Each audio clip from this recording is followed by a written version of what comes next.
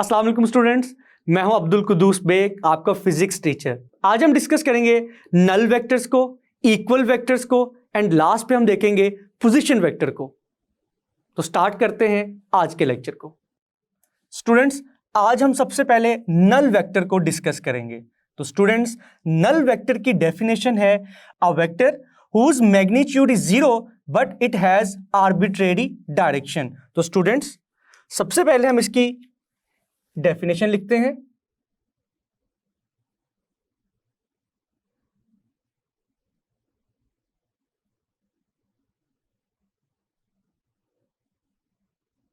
Null vector से क्या मुराद है? Students, null vector is a vector with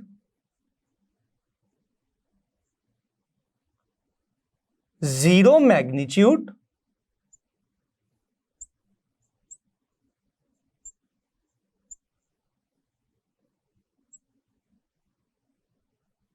and arbitrary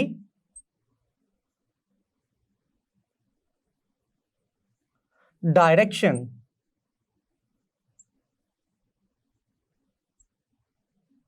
students, जैसा कि आपको मालूम है, एक वेक्टर के दो हिस्से होते हैं, मैग्नीट्यूड एंड डायरेक्शन। तो नल वेक्टर का तो मैग्नीट्यूड क्या हो गया? 0।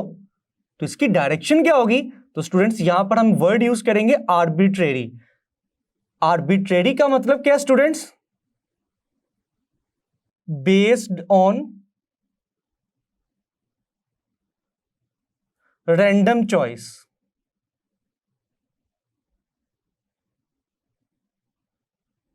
स्टूडेंट्स, अगर एक वेक्टर का मैग्नीट्यूड ही 0 हो गया तो हम उसकी डायरेक्शन कुछ भी कंसीडर कर सकते हैं। तो इसके लिए हम वर्ड यूज करेंगे आर्बिट्रेरी डायरेक्शन। इसका मतलब है कि आपकी मर्जी है, आप उसकी डायरेक्शन किसी भी तरफ कंसीडर कर लें। तो स्टूडेंट्स, नल वेक्टर को डिफाइन करने के बाद हम एक एग्जांपल देखते हैं कि किस तरह से हम नल वेक्टर को ऑब्टेन करते हैं, हासिल करते हैं। तो स्टूडेंट्स, नेक्स्ट हेडिंग इज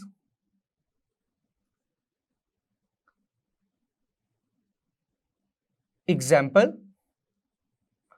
तो स्टूडेंट्स, याद रखिएगा, जब भी हम एक वेक्टर को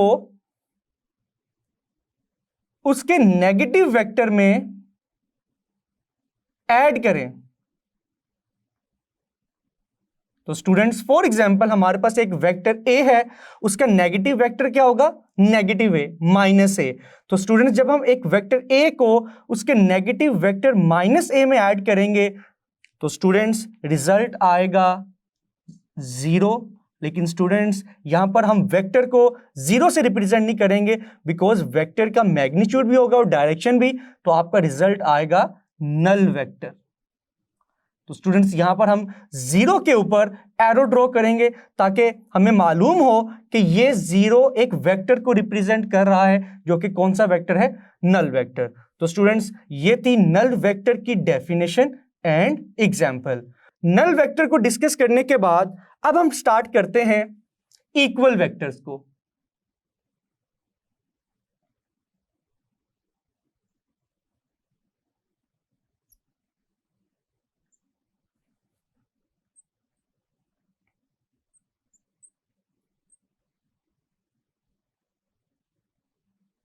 तो स्टूडेंट्स, इक्वल वेक्टर्स कौन से वेक्टर होंगे? सबसे पहले हम इसकी डेफिनेशन को देखते हैं।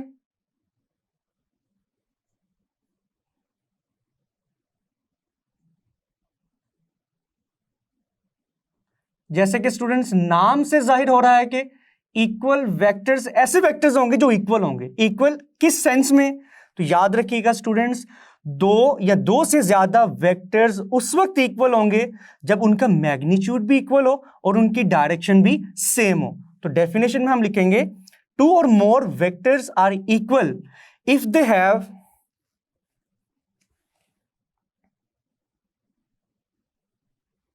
same magnitude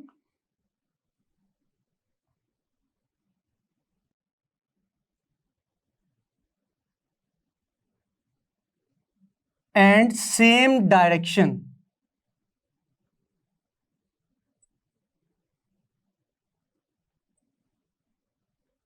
और स्टूडेंट्स, यहां पर आपने एक पॉइंट याद रखना है, डायरेक्शन और मैग्नीट्यूड तो सेम हो गया, तो यहां पे हम लिखेंगे regardless of the position of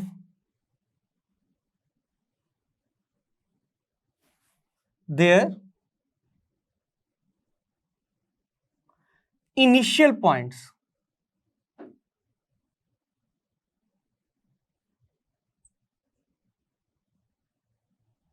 इसका मतलब ये स्टूडेंट्स कि ये चीज मैटर नहीं करती कि दोनों वेक्टर्स का स्टार्टिंग पॉइंट सेम है या फिर दोनों वेक्टर्स डिफरेंट पॉइंट से स्टार्ट हो रहे हैं, दोनों वेक्टर्स की टेल डिफरेंट पॉइंट्स पे लाई कर रही है। लेकिन अगर स्टूडेंट्स दोनों वेक्टर्स का मैग्नीट्यूड सेम है, उनकी डायरेक्शन सेम है, तो हम उन दोनों वेक्टर्स को इक्वल वेक्टर कहेंगे। एक एग्जाम्पल से समझने की कोशिश करते हैं।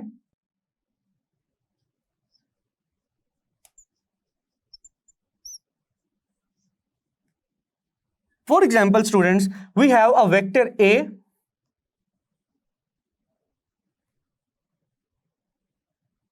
and vector B.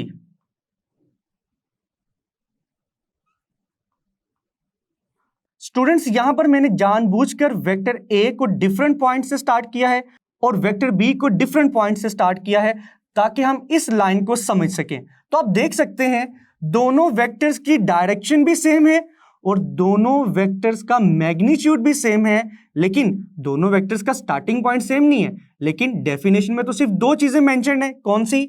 Magnitude same होना चाहिए और डायरेक्शन सेम होनी चाहिए।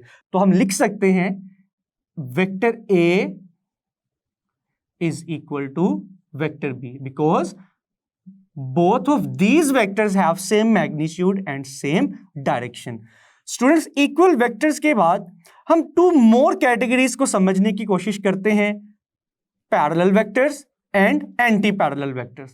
तो स्टूडेंट्स यहां पर मैं लिख रहा हूं पैरेलल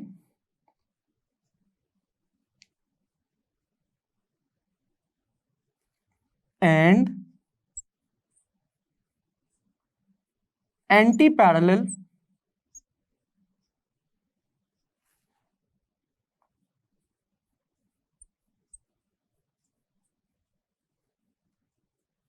वेक्टर्स। तो स्टूडेंट्स अगर पैरेलल वेक्टर्स की बात की जाए, अगर दो वेक्टर्स की डायरेक्शन तो सेम है लेकिन उनका मैग्नीट्यूड इक्वल नहीं है, तो उन वेक्टर्स को हम पैरेलल वेक्टर्स कहेंगे। For example we have a vector C and vector D। तो स्टूडेंट्स आप देख सकते हैं vector C and vector D की डायरेक्शन तो सेम है लेकिन इनका मैग्नीट्यूड इक्वल नहीं है, तो हम इन वेक्टर्स को पैरेलल वेक्टर्स कहेंगे। और स्टूडेंट्स अगर दोनों वेक्टर्स की डायरेक्शन क्या हो? ऑपोजिट हो। For example this is vector C and this is vector D, चाहे उनका मैग्नीट्यूड इक्वल हो या ना हो, अगर उनकी डायरेक्शन ऑपोजिट है तो उन दोनों वेक्टर्स को हम क्या कहेंगे? They are anti parallel to each other. लेकिन स्टूडेंट्स अगर दोनों वेक्टर्स की डायरेक्शन सेम है बट मैग्नीट्यूड इक्वल नहीं है, तो हम कहेंगे both of these vectors are parallel to each other. ऐसे वेक्टर्स जो इक्वल वेक्टर्स हैं वो पैरेलल वेक्टर्स भी होंगे। लेकिन ये चीज जरूरी नहीं है कि अगर दो वेक्टर्स पैरेलल हैं और वो इक्वल भी हों, क्योंकि ये डिपेंड करता है, पैरेलल में तो डायरेक्शन सेम होनी चाहिए लेकिन इक्वल वेक्टर्स के लिए डायरेक्शन के साथ साथ दोनों वेक्टर्स का मैग्नीट्यूड भी इक्वल होना चाहिए।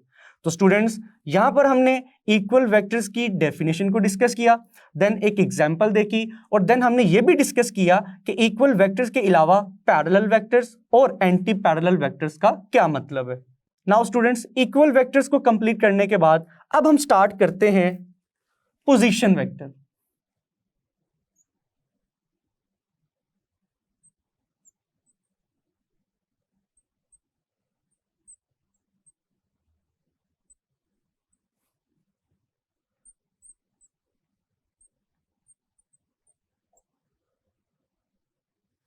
तो स्टूडेंट्स पोजीशन वेक्टर को भी हम स्टार्ट करेंगे पोजीशन वेक्टर की डेफिनेशन से।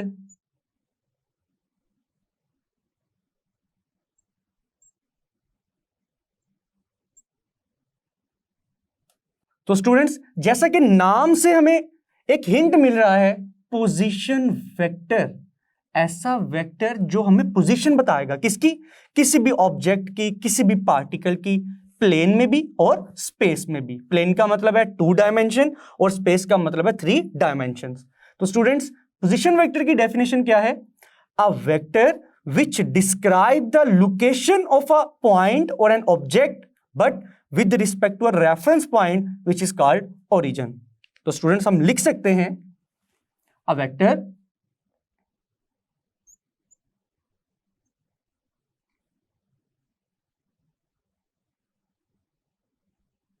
which describe the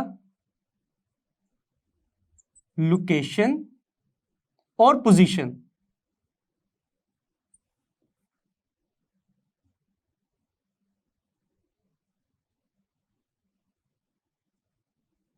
of a point or an object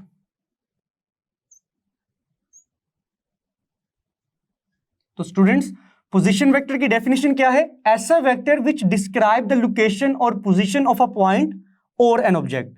तो बात यहां तक काफी नहीं है, हम किसी भी ऑब्जेक्ट की या पॉइंट की या किसी भी चीज की लोकेशन पोजीशन बताते हैं with respect to a reference point.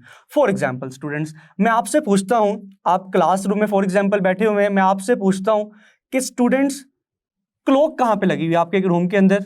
तो स्टूडेंट्स अगर मैं आपसे पूछता हूं कि आपके रूम में, आपके क्लासरूम में व्हाइट बोर्ड कहां पे लगा हुआ है, तो आप कहेंगे सर दीवार के ऊपर।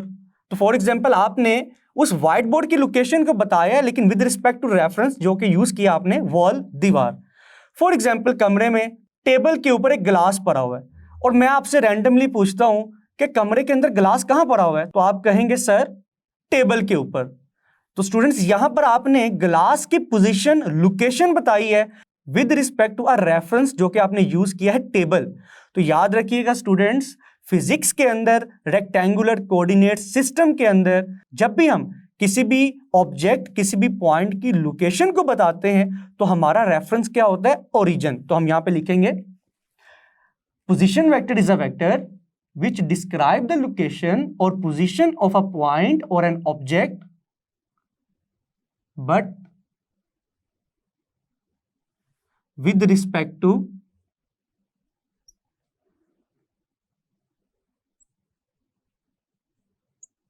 a reference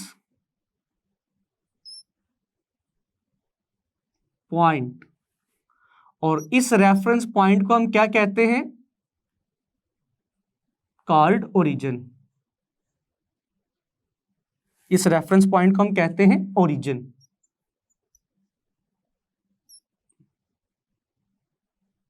तो स्टूडेंट्स पोजीशन वेक्टर को डिफाइन करने के बाद अब हम पोजीशन वेक्टर के एग्जांपल्स को देखते हैं। तो स्टूडेंट्स पोजीशन वेक्टर्स की 2 टाइप्स हैं। हम प्लेन के लिए और स्पेस के लिए अलग अलग पोजीशन वेक्टर्स का इस्तेमाल करते हैं। तो यहां पर हम लिखते हैं पोजीशन वेक्टर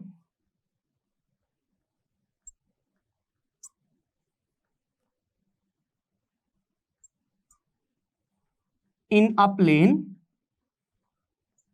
तो स्टूडेंट्स जैसा कि हमने रेक्टेंगुलर कोऑर्डिनेट सिस्टम में प्लेन को डिस्कस किया था, तो अगर वही प्लेन एक्स वाई प्लेन में यहां पे ड्रॉ करूं, स्टूडेंट्स ये रहा हमारा एक्स वाई प्लेन। इस प्लेन में हमारे पास एक पॉइंट है P। अब हमने इस पॉइंट P की लोकेशन और पोजीशन बतानी है किस लिहाज से? ओरिजिन के लिहाज से। तो हम क्या करेंगे स्टूडेंट्स, ओरिजिन से एक स्ट्रेट लाइन ड्रॉ करेंगे पॉइंट P तक, और जब हम पॉइंट P पर पहुंचेंगे वहां पर हम एक एरो हेड ड्रॉ करेंगे। और students it is the position vector जो कि पॉइंट P की लोकेशन और पोजीशन को बता रहे हैं। It is represented by R। और स्टूडेंट्स आप देख सकते हैं जिस तरह हमने रेक्टेंगुलर कोऑर्डिनेट सिस्टम में डिस्कस किया था, प्लेन के अंदर अगर मैं ओरिजिन से इस पॉइंट P तक पहुंचना चाहता हूं तो मैं 2 डिस्टेंसेस कवर करूंगा। एक distance along X axis and second distance along Y axis. तो P की नोटेशन क्या बनेगी? AB। AB का मतलब है A डिस्टेंस हम कवर करेंगे इन the direction of X axis, और b यूनिट्स का डिस्टेंस हम कवर करेंगे इन the direction of y axis. तो स्टूडेंट्स, डायग्राम बनाने के बाद इस केस के लिए जो पोजीशन वेक्टर होगा उसकी नोटेशन क्या होगी? r is the position vector. अब स्टूडेंट्स आप देख सकते हैं कि इस केस में हमारे पास टू डिस्टेंसेस हैं, a एंड b, और a is in the direction of x axis और b है is in the direction of y axis. तो स्टूडेंट्स याद कीजिएगा, यूनिट वेक्टर में हमने देखा था कि x की डायरेक्शन को शो करने के लिए हम कौन सा यूनिट वेक्टर इस्तेमाल करते हैं? i कैप, और y एक्सिस के लिए j कैप। तो हम लिख सकते हैं the position vector of this point p in a plane is equal to a i cap plus b j cap. तो स्टूडेंट्स, ये थी final notation for position vector in a plane. और अगर स्टूडेंट्स हम इस पोजीशन वेक्टर का magnitude निकालना चाहते हैं तो हम इसको मोड की फॉर्म में लिखेंगे। और स्टूडेंट्स, मैग्नीट्यूड के लिए हम x कंपोनेंट और y कंपोनेंट का स्क्वायर फाइंड करेंगे, a square plus b square, और दोनों कंपोनेंट्स के स्क्वायर के बिटवीन क्या आएगा? प्लस का साइन, दोनों को हम ऐड करेंगे। तो स्टूडेंट्स, पोजीशन वेक्टर r का मैग्नीट्यूड क्या होगा? Square root a square plus b square.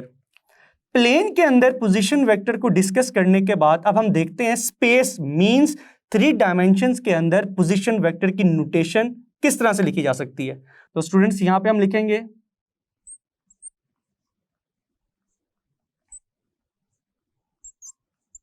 Position vector in a space. तो स्टूडेंट्स, जैसा कि हमने रेक्टेंगुलर कोऑर्डिनेट सिस्टम में स्पेस यानी कि 3 डायमेंशंस को डिस्कस किया था, अगर उसी डायग्राम को मैं यहां पर रीड्रॉ करूं तो आप देख सकते हैं स्पेस के अंदर हमारे पास 3 एक्सिस होते हैं, X axis, Y axis and Z axis. Similarly students, अगर हमारा रेफरेंस पॉइंट ओरिजिन हो और हमने पॉइंट P की पोजीशन और लोकेशन बतानी है तो हम क्या करेंगे? हम ओरिजिन से एक स्ट्रेट लाइन ड्रॉ करेंगे पॉइंट P तक, और ये इस पॉइंट P का क्या होगा? पोजीशन वेक्टर होगा। और स्टूडेंट्स, पॉइंट P को हम किस तरह लिखेंगे? A, B, C। इसका मतलब यह है स्पेस के अंदर अगर मैं ओरिजिन से पॉइंट P तक जाना चाहता हूं तो मुझे 2 की बजाय 3 डिस्टेंसेस कवर करना होंगे। एक distance along x axis, second distance along y axis, and third and the last distance along z axis. और स्टूडेंट्स, इस पोजीशन वेक्टर की नोटेशन क्या होगी? r वेक्टर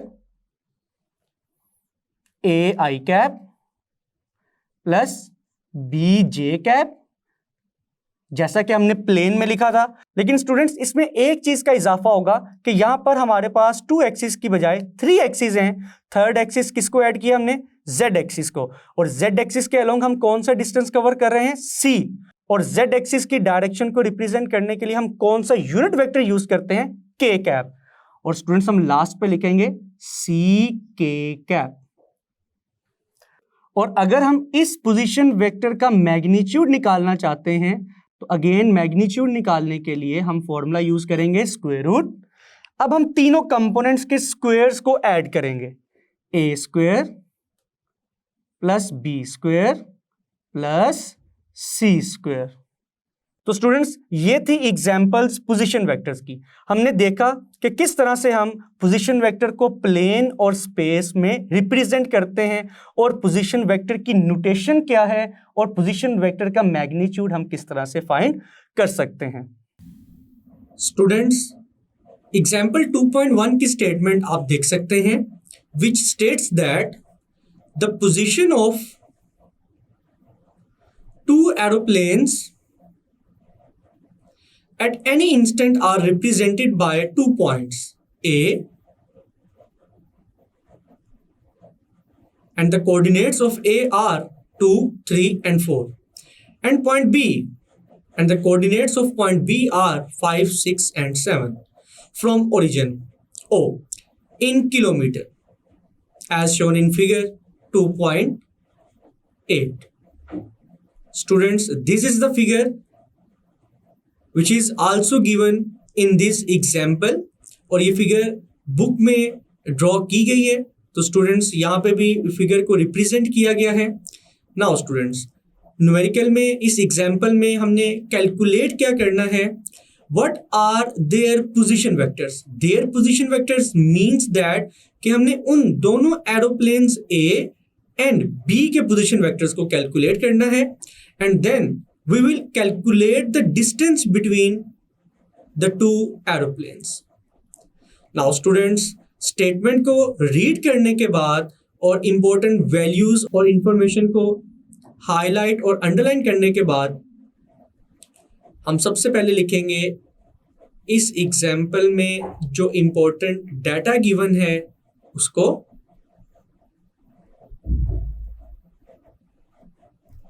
तो स्टूडेंट्स जैसा कि स्टेटमेंट को रीड करने से मालूम हुआ देयर आर टू एरोप्लेन्स, लेकिन फर्स्ट एरोप्लेन के जो कोऑर्डिनेट्स हैं वो हैं 2, 3, 4 और सेकंड एरोप्लेन के कोऑर्डिनेट्स हैं 5, 6, 7। तो हम लिख सकते हैं coordinates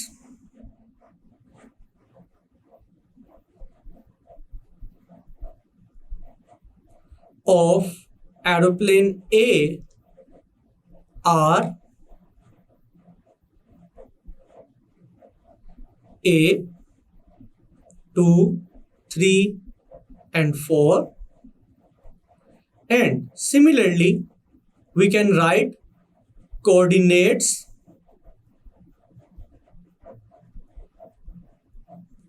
of aeroplane B are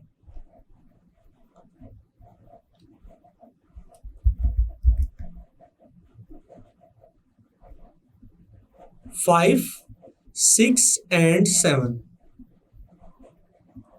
now students coordinates को देख के आप कुछ इंफॉर्मेशन एक्सट्रैक्ट कर सकते हैं, because there are 3 components of coordinates A and coordinates B. तो स्टूडेंट्स इट मींस दैट कि ये कोऑर्डिनेट्स स्पेस के लिए गिवन है, ना कि प्लेन के लिए, क्योंकि प्रीवियसली हम ये चीज सीख चुके हैं कि जब भी 3 वैल्यूज गिवन होंगी, जब भी 3 कोऑर्डिनेट्स गिवन होंगे, इट मींस दैट कि वो जो प्रॉब्लम है वो स्पेस के लिए गिवन है, ना कि प्लेन के लिए। नाउ स्टूडेंट्स डाटा लिखने के बाद अब हम देखते हैं कि इस एग्जाम्पल में हमने किस क्वांटिटी को कैलकुलेट करना है।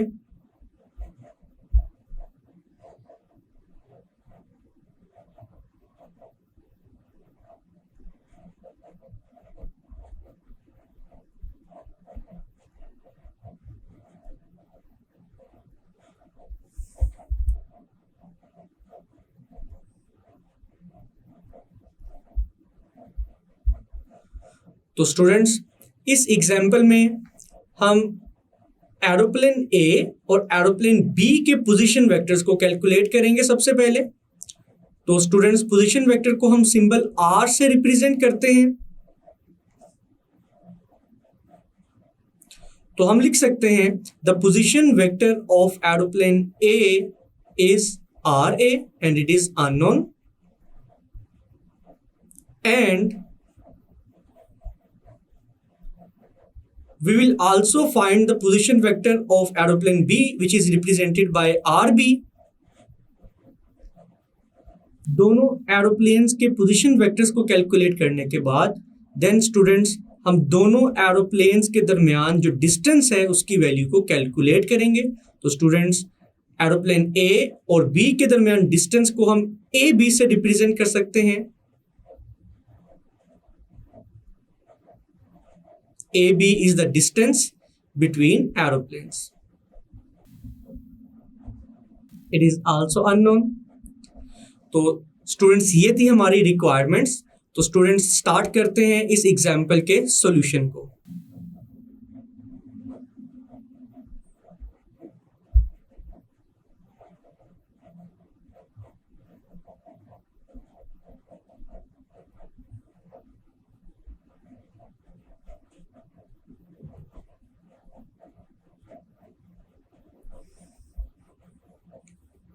तो स्टूडेंट्स जैसा कि ये एग्जाम्पल स्पेस यानी कि 3 डायमेंशंस के लिए गिवन है, और हम जानते हैं कि स्पेस के अंदर पोजीशन वेक्टर का फॉर्मूला क्या है, it is represented by A I cap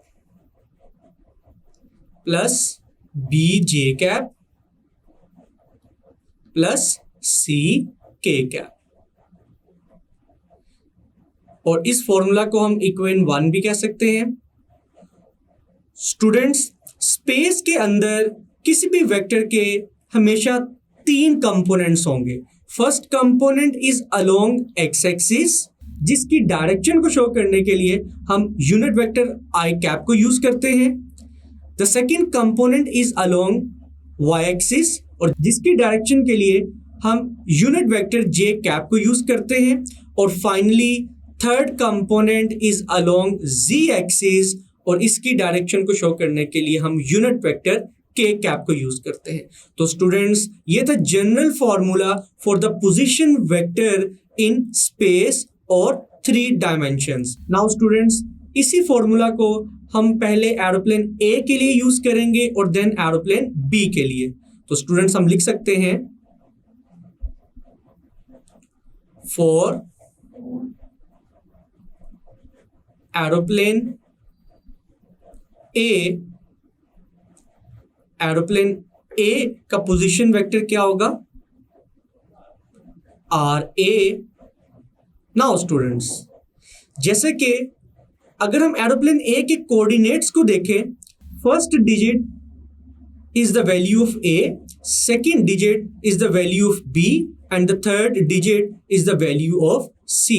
it means that कि एरोप्लेन का जो x कंपोनेंट है मींस एरोप्लेन का जो x एक्सिस की डायरेक्शन में डिस्टेंस है that is 2 units, y axis के अलोंग इसका जो डिस्टेंस है दैट इज 3 यूनिट्स, और z एक्सिस के अलोंग डिस्टेंस की वैल्यू है 4 यूनिट्स। तो हम लिख सकते हैं a की वैल्यू हम पुट करेंगे 2, I cap will remain as it is, जो कि शो करेगा कि 2 यूनिट्स का डिस्टेंस हमने कवर किया है, या फिर 2 किलोमीटर का डिस्टेंस हमने कवर किया है in the direction of X axis.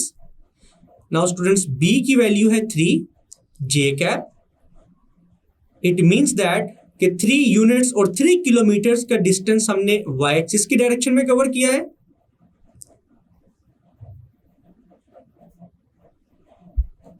And the value of C is 4 and k cap will remain as it is। और फाइनली 4k cap का मतलब है कि एरोप्लेन ने 4 किलोमीटर और 4 यूनिट्स का डिस्टेंस z एक्सिस के अलोंग कवर किया। तो स्टूडेंट्स, ये था position vector for aeroplane A.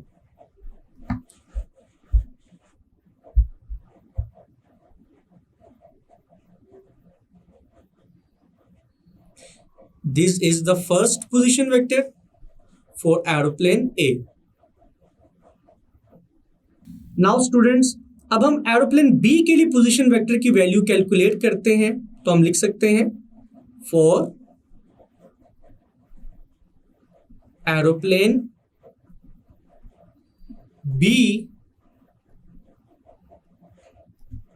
तो स्टूडेंट्स, अगर डाटा में देखा जाए तो बी के कोऑर्डिनेट्स थे 5, 6 एंड 7। तो एरोप्लेन बी का पोजीशन वेक्टर होगा 5 I cap plus 6 J cap plus 7 K cap. तो स्टूडेंट्स, इस पोजीशन वेक्टर का मतलब है कि एरोप्लेन बी ने 5 किलोमीटर का डिस्टेंस कवर किया है in the direction of X axis, 6 kilometre का डिस्टेंस कवर किया है in the direction of Y axis, and 7 kilometre का डिस्टेंस कवर किया है along z axis. Now students, इस एग्जाम्पल का फर्स्ट पार्ट हम सॉल्व कर चुके हैं। Now in second part we are going to calculate the distance between 2 aeroplanes A and B। Now students, दोनों एरोप्लेन्स के दरमियान डिस्टेंस निकालने के लिए हम फिगर 2.8 को देखते हैं। तो स्टूडेंट्स, फिगर 2.8 के मुताबिक, for example, this is the origin or the starting point, and this is the vector for aeroplane B, and this is the vector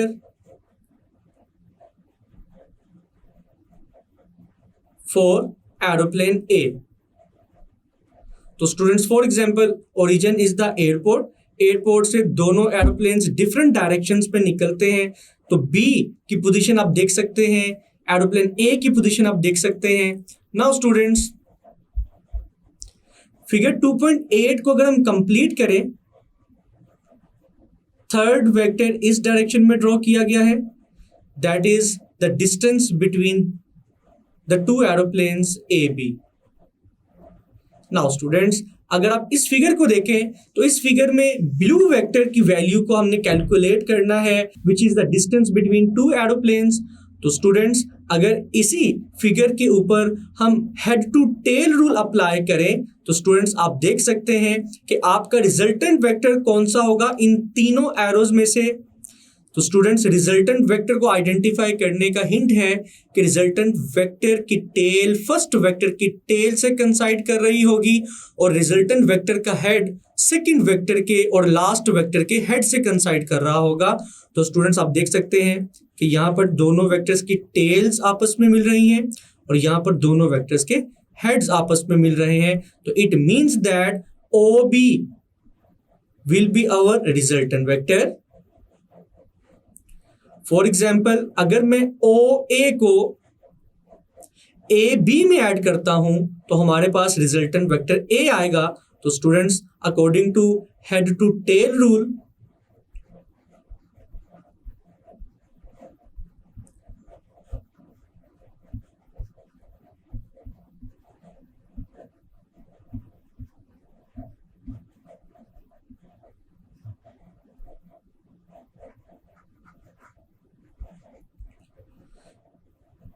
head to tail rule के मुताबिक हम लिख सकते हैं the sum of two vectors O A and A B will be equal to the resultant vector O B. तो students आपके सामने एक फॉर्मूला लिखा गया है जिसको हमने हेड टू टेल रूल के मुताबिक लिखा है। तो स्टूडेंट्स इस फॉर्मूला में हमारी अननोन वैल्यू कौन सी है? It is A B. तो स्टूडेंट्स इस फॉर्मूला में अननोन वैल्यू कौन सी है? It is A B. तो स्टूडेंट्स अगर हम ए बी को सब्जेक्ट ऑफ द फॉर्मूला बनाएं तो ओ ए को जब हम इक्वल के उस तरफ शिफ्ट करेंगे तो हमारी इक्वेशन आएगी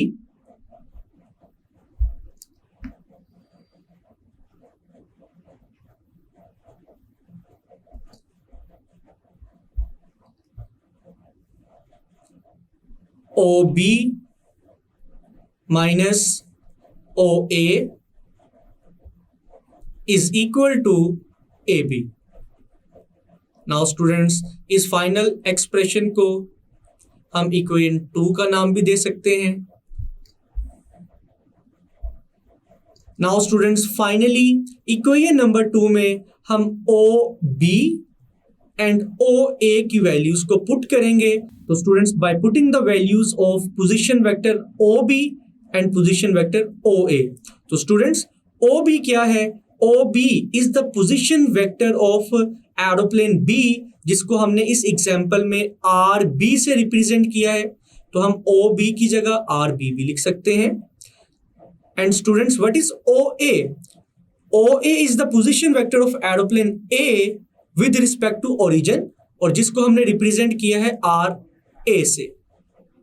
तो स्टूडेंट्स हमने इक्वेशन 2 को पोजीशन वेक्टर्स की फॉर्म में लिखा है।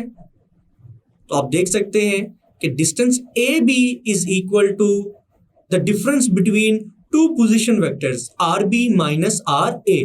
तो स्टूडेंट्स अगर हम इस फॉर्मूला में पोजीशन वेक्टर आर बी की वैल्यू को पुट करते हैं, जो कि अभी हमने कैलकुलेट की है, that is 5 I cap plus 6 J cap plus 7 K cap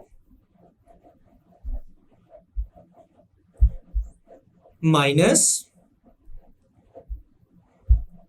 students यहां पर एक बात याद रखिएगा, जब भी वैल्यूज से पहले नेगेटिव साइन आए तो आपने स्मॉल ब्रैकेट्स यूज करनी है, बिकॉज जब हम नेगेटिव साइन को वैल्यू से मल्टीप्लाई करेंगे तो आपको मालूम है कि साइन चेंज करना होते हैं। तो स्टूडेंट्स यहाँ पे भी नेगेटिव साइन की वजह से आर ए पोजिशन वेक्टर के साइन चेंज हो जाएंगे, जिसको हम नेक्स्ट स्टेप में करेंगे। तो स्टूडेंट्स आर ए की वैल्यू थी 2i cap plus 3j cap plus 4k cap.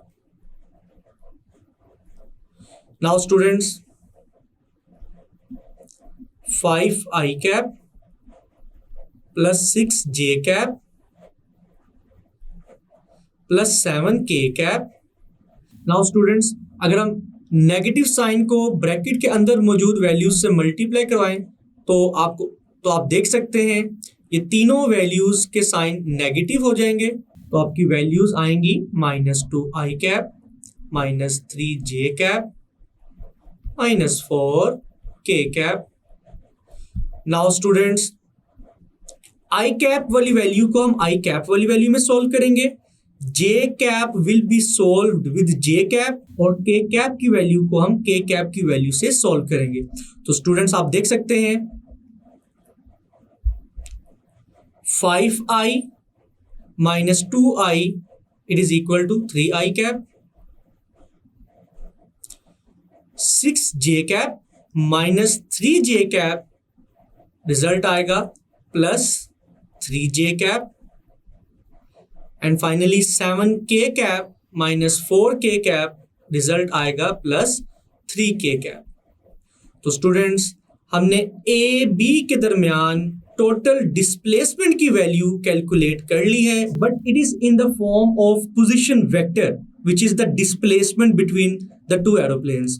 तो अगर हम सिंपल डिस्टेंस यानी कि इस पोजीशन वेक्टर का मैग्नीट्यूड निकालना चाहते हैं तो हमने अपने प्रीवियस लेक्चर्स में ये चीज देखी थी कि किस तरह से एक वेक्टर का मैग्नीट्यूड निकाला जा सकता है with the help of its components.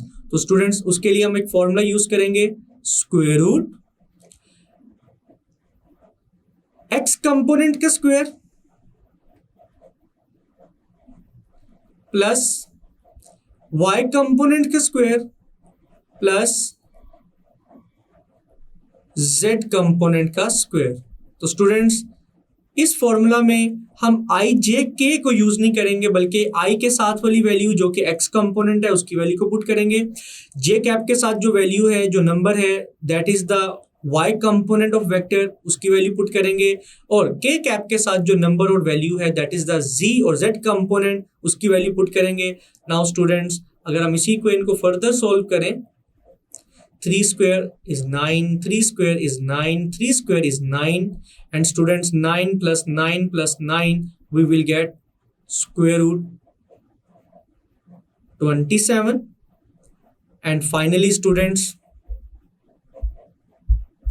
अगर square root 27 को सॉल्व किया जाए तो फाइनल आंसर आएगा 5.2 kilometers. Students, this is the total distance between the two aeroplanes. 5.2 kilometers. तो स्टूडेंट्स ये था एग्जाम्पल 2.1 का सॉल्यूशन, जिसमें हमने सबसे पहले aeroplane A and aeroplane B के रेक्टेंगुलर कंपोनेंट्स को पोजीशन वेक्टर्स की फॉर्म में लिखा। देन हमने दोनों एरोप्लेन्स के दरमियान डिस्टेंस ए बी की वैल्यू कैलकुलेट की, जिसका फाइनल आंसर आया 5.2 किलोमीटर। तो स्टूडेंट्स मैं उम्मीद करता हूं आज का लेक्चर आपको बहुत अच्छे से समझ आया होगा, इसको अच्छे से प्रिपेयर कीजिएगा। मिलते हैं नेक्स्ट लेक्चर में, तब तक के लिए अपना ख्याल रखिएगा। अल्लाह हाफिज।